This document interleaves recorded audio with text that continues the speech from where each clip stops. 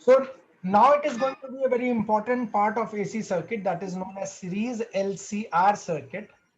Now in series LCR circuit, as you can see, what I have done, I have connected an inductor in series with a capacitor and a resistor.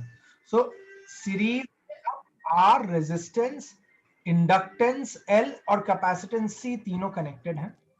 और बच्चों इन तीनों series combo के across मैंने एक AC generator लगाया हुआ है जो कि एक voltage V is equals to V naught sine omega T को जनरेट करने के लिए बना हुआ है. Now since they are connected in series, so the same current begins to flow through all the three components, and the current is going to remain the same because they are connected in series, but the voltage across each component will get divided. So the voltage that you are going to obtain across resistor, let's call it as VR. The voltage that you get across capacitor, let's call it as VC. And the voltage that you get across the inductor, let's call it as VL. Now, since all the three components are connected in series, so the current flowing through each component will remain same, both in magnitude as well as in direction. So what you can see or what you can notice that the current across the resistor is also directed along the positive x-axis. So do the current across the capacitor is also directed along the positive x-axis, and so do the current flowing through the inductor is also directed across the positive x-axis. Why I have shown them to be directed along the same direction? Remember students कि series circuit में current का flow हर component के across same बना रहता है. यही series circuit की खासियत, यही सीरीज सर्किट की कैरेक्टराइजेशन फीचर है. वोल्टेज जो है बच्चों वो अलग अलग सर्किट के लिए अलग अलग कंपोनेंट के लिए अलग अलग होता है. जैसा कि हम लोगों ने पीछे पढ़ा था कि जो रेजिस्टेंस के केस में जो वोल्टेज होता है वो सेम फेज में रहता है करंट के साथ. So when I'm going to draw the voltage across resistor, I'm going to draw it along the positive x-axis because the phase difference between the current and the voltage for any resistor is zero. Now if you go for the capacitor, और capacitor का पुराना तुम video देखो तो तुम उसमें पाओगे कि कैपेसिटर में जो करंट फ्लो करता था वो 90 डिग्री अहेड होता था वोल्टेज से. यानी जो वोल्टेज है कैपेसिटर के अक्रॉस वो 90 डिग्री पीछे था. तो अब करंट तो तुम्हारा पॉजिटिव एक्स एक्सिस के अलाउंग तुमने ड्रॉ कर लिया है, तो वोल्टेज अक्रॉस द कैपेसिटर जो ड्रॉ करोगे बच्चों वो नेगेटिव वाई एक्सिस पे आएगा क्योंकि यहां पर वोल्टेज 90 डिग्री से फेज में पीछे है करंट से. और जब मैं इंडक्टर की बात करूंगा तो तुम्हें याद होगा कि जो वोल्टेज इंडक्टर के क्रॉस आता था वो 90 डिग्री अहेड होता था करंट से. अब चूंकि करंट हमारे लिए directed along the positive x-axis, so now in case of inductor the voltage will be directed along the positive y-axis. तो ये voltage along the positive y-axis मैंने शो कर दिया. क्लियर है इतनी बात बच्चों सबको? Yes, sir. Yes, sir. Now when I go for drawing the phasor diagram, now phasor diagram में मुझे करना क्या है कि करंट और वोल्टेज को हर एक इंडिविजुअल कंपोनेंट के क्रॉस में शो करूंगा. अब देखो करंट तो पॉजिटिव एक्स एक्सिस के लॉन्ग बनानी, मैंने करंट को पॉजिटिव एक्स एक्सिस के लॉन्ग बना दिया. ब्लू कलर का एरो जो यहां पर है वो पॉजिटिव एक्स एक्सिस करंट को रिप्रेजेंट कर रहा है. अब देखो वोल्टेज अक्रॉस रेजिस्टर किधर ले जाना है मुझे. करंट और वोल्टेज में कोई फेज डिफरेंस नहीं था ना. No, sir. No, sir. तो यहां पर बच्चों जो वोल्टेज तुम रेजिस्टर के अक्रॉस बनाओगे वो किस एक्सिस के ऊपर रखोगे, या सोच के बताओ जल्दी से. Positive x-axis. Very good. It will be drawn along the positive x-axis because there is no phase difference between the current and the voltage for any resistor. अब आ जाओ कैपेसिटर के ऊपर बच्चों. कैपेसिटर में देखो क्या था phase relationship between the current and the voltage. Minus j का अब जाएगा. नहीं, Minus j का. फेज रिलेशन क्या था, फेज रिलेशन बताओ ना, कहां जाएगा, अभी मैं उसमें नहीं आना चाह रहा. So voltage of capacitor lags behind by 90 degrees. Lags behind the current by 90 degree. Very correct. तो करंट हमारा पॉजिटिव एक्स एक्सिस के अलोंग है तो वोल्टेज 90 डिग्री से पीछे है ना, तो that goes on to the negative, that goes on to the negative y axis. अब जैसा सोचो वोल्टेज अक्रॉस द इंडक्टर बच्चों, वोल्टेज अक्रॉस द इंडक्टर जो है पॉजिटिव y एक्सिस के अलोंग था, तो मैं खींच के लाता हूं इसको पॉजिटिव y एक्सिस के अलोंग. क्लियर है? अब Yes, sir. अब phase difference between the voltage across the inductor and voltage across the capacitor अगर तुम नोटिस करोगे तो बच्चों ये फेज डिफरेंस 180 डिग्री का था। किसके किसके बीच की मैं बात कर रहा हूं? Voltage across the inductor and voltage across the capacitor. तो voltage across the inductor and voltage across the capacitor के बीच में फेज डिफरेंस 180 डिग्री का है। Yes yes. तो अब जो भी बड़ा होगा, अगर VL बड़ा है तो VL माइनस VC, अगर VC बड़ा है तो VC माइनस VL, इन दोनों के नेट वोल्टेज हो जाएंगे। मैं तुम्हारे ऊपर छोड़ देता हूं, न्यूमेरिकल प्रॉब्लम के ऊपर छोड़ता हूं कि जो बड़ा होगा उसके बेसिस पे आप जजमेंट करेंगे, V net across inductor and the capacitor. तो मैंने क्या कह दिया कि V net will be equals to VL difference VC। Clear है ये बात? ये तो हो गया इंडक्टर और कैपेसिटर के क्रॉस का वोल्टेज, लेकिन रेजिस्टेंस के क्रॉस ऑलरेडी वोल्टेज है जो कि पॉजिटिव एक्स एक्सिस के अलोंग है। तो जब मैं इन दोनों का नेट निकालूंगा तो फिर से मुझे वेक्टर एडिशन करना पड़ेगा। लॉ ऑफ वेक्टर एडिशन क्या था? On the head of the first vector you place the tail of the second vector, then the resultant vector is obtained by joining the tail of the first to the head of the second vector. Clear है ये बात? तो अब हमने Kirchhoff's law का जब मैं use करूंगा तो यहां पर वेक्टर एडिशन में वी नेट निकालूंगा। तो vector V net will be equals to vector V R plus vector V L difference V C. Clear है इतना? Okay sir. क्लियर है? तो भैया वी नेट कितना हो जाएगा अब हमारे पास? तो भैया ये तो राइट एंगल ट्राइंगल बना हुआ है। Yes sir. तो वी नेट क्या हो जाएगा? राइट एंगल ट्राइंगल का वी नेट तो ये हाइपोटेन्यूज है ना। Yes sir. वी नेट का square will be equals to भैया ये बेस का स्क्वायर प्लस परपेंडिकुलर का स्क्वायर, तो वी आर का square plus V L difference V C का स्क्वायर। क्लियर है? Yes sir. तो v कितना हो गया? v नेट कितना हो गया? Under the root of V R का square plus V L difference V C का होल स्क्वायर।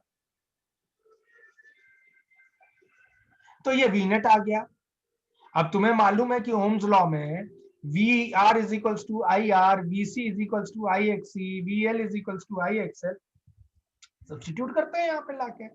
तो ओम्स लॉ की मदद से वी आर को किसके रिप्लेस कर दिया? आई आर से। वीएल को किससे रिप्लेस कर दिया? आई एक्सएल से। वीसी को किससे रिप्लेस कर दिया? आई एक्सी से। अब यहां पर देखो ये आई यहाँ पे, ये आई यहाँ पे, ये आई सब में कॉमन है ना, तो मैं आई कॉमन निकाल लेता हूं। अगर मैं यहां से आई, यहां से आई, यहां से आई कॉमन निकालू, रूट से बाहर ले जाओ तो v अपॉन आई मिल जाएगा दूसरे साइड पे ले जाके। हाँ या ना? Yes sir. तो बच्चों v upon I will then be equals to under the root of r square plus xl difference xc का होल स्क्वायर। Yes sir. अब v अपॉन आई क्या था? याद करो ना, v अपॉन आई ये था रेजिस्टेंस, ये था इम्पीडेंस। इम्पीडेंस। यस। क्यों इम्पीडेंस? क्योंकि इसमें रेजिस्टेंस का भी पार्ट इन्वॉल्व है और रिएक्टेंस का भी पार्ट इन्वॉल्व है। और ये इम्पीडेंस मेजर क्या करता है? इम्पीडेंस मेजर करता है अपोजिशन। किसको? करंट एसी के करंट फ्लो को, करंट एसी करंट फ्लो को by the components that are connected in the circuit. तो ये बन गया अब आपका impedance denoted by the symbol Z is equals to under the root of R square plus XL difference XC का whole square. तो बच्चों इस तरह से किसी भी सीरीज एलसीआर सर्किट का इंपेडेंस का ये एक्सप्रेशन आया, Z is equals to under the root of R square plus XL difference XC का होल स्क्वायर। क्लियर हो गई बात इतनी? यस मैं एक्सपेक्ट करता हूं कि तुम्हें मालूम है और याद रहेगा एक्सएल किसके बराबर है? एक्सएल हमेशा ओमेगा एल के बराबर है। और एक्सी किसके बराबर है बच्चों? एक्सी 1 ओमेगा सी के बराबर है। बिल्कुल ठीक। तो Z यानी कि इंपीडेंस कितना हो जाएगा सर्किट का? Under the root of, other way of writing down, under the root of R square plus XL को किससे रिप्लेस कर लोगे? ओमेगा एल से। ठीक है। एक्सी को किससे रिप्लेस कर लोगे? 1 अपॉन ओमेगा सी से का होल स्क्वायर। तो अब ये भी एक्सप्रेशन डेरिवेशन में पूछा जा सकता है, कोई यहां तक लाके आपको रुकवा सकता है। तो depends upon teacher to teacher कि वो तुमसे क्या कह रहा है, किस तरह का Z को निकालने के लिए। अच्छा अब चलो tan फाई की बात कर लेते हैं। What is tan phi? Phi क्या बता रहा है? Phase difference. किसके किसके बीच में? नेट वोल्टेज और नेट करंट। भैया वोल्टेज तो ये जा रहा है net, net current X axis के अलावा, तो ये एंगल ही तो फाई बना रहा है। क्लियर है कि नहीं? Yes sir. Yes, sir. और मैं अगर इस एंगल की बात करूं तो tan phi की वैल्यू, ये जो एंगल आ रही है, ये एंगल क्या हो गया? VL difference VC perpendicular upon base. Base कितना हो गया? क्लियर है? Yes, sir. और VL को किससे लिख सकते हैं? IXL से।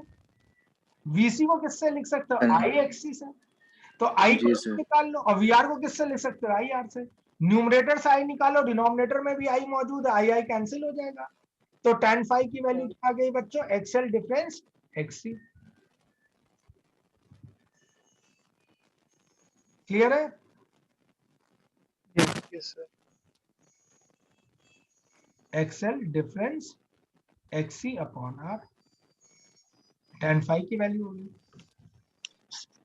अब तुम्हें याद होगा अभी पिछले वाले डिस्कशन में, एलसी वाले डिस्कशन में मैंने तुम्हें बताया था रेजोनेंस की कंडीशन। अब कोई भी सर्किट रेजोनेंस में आता था जब उसका नेट रिएक्टेंस 0 हो जाता था। तो अब नेट रिएक्टेंस यानी एक्सएल डिफरेंस एक्ससी अगर 0 हो जाए तो सर्किट रेजोनेंस में आ जाएगा। यस तो अगर एक्सएल डिफरेंस एक्ससी 0 हो गया तो जेड किसके बराबर रह जाएगा? तब तो जेड आर के बराबर हो जाएगा ना। Yes sir. और ये जेड की मिनिमम वैल्यू है एलसीआर सर्किट में, यही तो कम से कम वैल्यू है।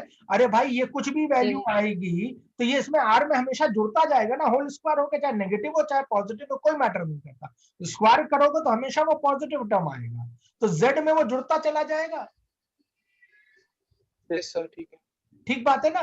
तो बच्चों जब सीरीज एलसीआर सर्किट रेजोनेंस की कंडीशन में जाएगा, रेजोनेंस की कंडीशन में जाने का मतलब क्या हो गया कि एक्सएल डिफरेंस एक्ससी उसका 0 के बराबर हो जाए, तो ऐसी सिचुएशन में Z जो है बच्चों वो सिर्फ और सिर्फ R के बराबर होगा, और ये Z की मिनिमम वैल्यू होगी। यानी ऐसी सिचुएशन में मैं कह सकता हूं जब सीरीज एलसीआर सर्किट रेजोनेंस की सिचुएशन में चला गया तो जो इंपीडेंस ऑफ द सर्किट है बच्चों वो मिनिमम है। और अगर मैं तब उसका ग्राफ ड्रॉ करता हूं, किसके बीच में एक ग्राफ है? Z और रेजोनेंस फ्रीक्वेंसी, Z और फ्रीक्वेंसी के बीच में। तो जैसे जैसे फ्रीक्वेंसी बढ़ाना चालू करोगे तो Z क्या करेगा? घटना चालू करेगा, और जिस पॉइंट पे रेजोनेंस पे आ जाओगे उस पॉइंट पर Z की वैल्यू मिनिमम हो जाएगी, और मिनिमम वैल्यू किसके बराबर है?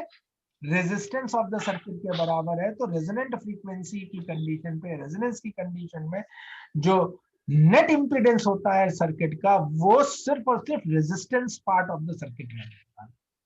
क्लियर है ये बात? Clear है सर. Yes sir. अब बच्चों करंट और इंपीडेंस में क्या रिलेशन था? अरे भाई current was equal to V by Z, Ohm's law, I is equal to V by Z. Okay sir. तो द करंट का रेशियो ही तो इंपीडेंस को डिफाइन कर रहा था। तो I will be equals to V by Z. अच्छा, अब रेजोनेंस की कंडीशन में Z की वैल्यू क्या है बच्चों? ये मिनिमम है। अगर डिनोमिनेटर मिनिमम है तो फ्रैक्शन मैक्सिमम हो जाएगा। Yes sir. तो इस समय सर्किट के अंदर जो करंट फ्लो करेगा वो मैक्सिमम करंट फ्लो करेगा। Okay sir. I max will be equals to V upon Z minimum. Okay sir. तो I max will be equals to V upon Z minimum, और वो उसकी वैल्यू Z minimum था कितना? वो रेजिस्टेंस के बराबर था। Okay sir. So I is equals to V by R. अगर अब मैं इसका करंट और फ्रीक्वेंसी का ग्राफ बनाता हूं तो देखो भाई Z जैसे जैसे घट रहा था करंट वैसे वैसे बढ़ेगा। क्लियर है बात? भाई I is equals to V by Z, Z जैसे जैसे घटना चालू करेगा बच्चों वैसे वैसे करंट क्या करेगा? सर्किट में बढ़ना चालू करेगा। रेजोनेंस कंडीशन में जहां पर Z मिनिमम हो गया उस कंडीशन में करंट जो फ्लो कर रहा होगा वो क्या कर रहा होगा? करंट मैक्सिमम हो जाएगा। और कितना करंट मैक्सिमम है? करंट मैक्सिमम कितना है? V बाई R के बराबर है। Yes sir. क्लियर हो गई बात इतनी? Yes sir.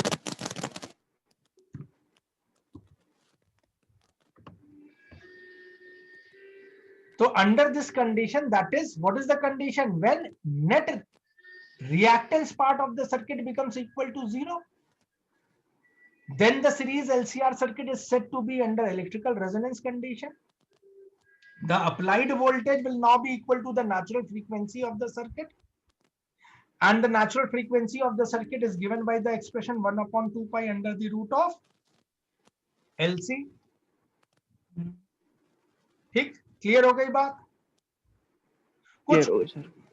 प्रॉपर्टीज जो हम लोगों ने पढ़ी रेजोनेंस की कंडीशन के अंदर, मैं उनको जल्दी से नोट डाउन कर देता हूं. बहुत इंपॉर्टेंट प्रॉपर्टीज है बच्चों, और ये कई बार आपके बोर्ड में एग्जामिनेशन पेपर में हर जगह पूछी जाती है. So please take care about this properties of series LCR circuit. पहली जो बहुत इंपॉर्टेंट प्रॉपर्टी है कि सीरीज सर्किट कब, या कोई भी एसी सर्किट कब रेजोनेंस में आता है? अरे भाई, तब रेजोनेंस में आता जब net reactance of the circuit becomes equal to 0.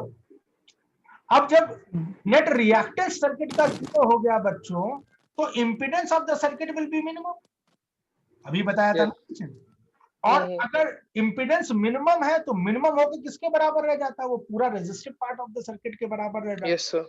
तो Z minimum will Yes, be sir. Equal to R, और तुम्हारा सर्किट का नेचर अब कैसा हो गया बच्चों? ये रेजिस्टिव हो गया. अच्छा, सर्किट तो रेजिस्टिव हो गया. करंट के बारे में अभी हम लोगों ने पढ़ा था. करंट कैसा है भैया? जब रिएक्टेंस मिनिमम है, इंपीडेंस रिएक्टेंस 0 है, इंपीडेंस मिनिमम है, और मिनिमम होकर वो रेजिस्टेंस के बराबर है, तो करंट मैक्सिमम हो जाएगी. करंट और इंपीडेंस में इनवर्स रिलेशन. करंट मिनिमम हो गया तो इंपीडेंस मिनिमम हो गया तो करंट मैक्सिमम. तो I maximum will be equals to V upon Z minimum, which in turn will be equals to V upon R. तो बच्चों ये ध्यान रखना कि इंपीडेंस मिनिमम, करंट मैक्सिमम. जब कभी भी न्यूमेरिकल प्रॉब्लम में ये लिखा हुआ मिल जाए तुम्हें, क्या कि circuit is under resonance condition, तो तुम्हें समझ जाना है कि reactance part 0, impedance part resistance के बराबर हो गया, और करंट जो फ्लो कर रहा है वो मैक्सिमम हो गया. अब देखो, तुमने पढ़ा था कि रेजिस्टिव सर्किट में क्या पढ़ा था? वोल्टेज और करंट सेम फेज में रहते थे. पढ़ा था कि नहीं पढ़ा था? पढ़ा था. अब यहां पर सीरीज एलसीआर सर्किट जब रेजोनेंस कंडीशन में आ गया, तो सर्किट पूरा रेजिस्टिव नेचर का हो गया. अगर सर्किट रेजिस्टिव नेचर का है तो भैया V and I will be in the same phase. Yes sir. तो यानी फेज डिफरेंस 0 हो जाएगा. Okay sir. अगर फेज डिफरेंस 0 है तो पावर फैक्टर यानी cos फाई कितना हो जाएगा? पावर फैक्टर 1 हो जाएगा. 1. ओके. तो ये ध्यान रखना, पावर फैक्टर 1 हो जाता है. रेजोनेंस में होता क्या है? रेजोनेंस कंडीशन में maximum energy and maximum power delivered होती है. तो रेजोनेंस की कंडीशन है maximum energy and maximum power will be delivered by the circuit. और resonant frequency of any circuit कितने के बराबर थी? वो तुम्हें मैं बता चुका हूं, फिर से रिपीट कर देता हूं. 1/2 pi under the root of LC. So these were the certain very important points associated with the series LCR circuit at resonance. Expect करता हूं तुम्हें हर एक बात समझ में आ गई होगी. तो I believe you all must have noted it down. So if you have noted it down, Sir. then you can end the video over here. हाँ, बोलो.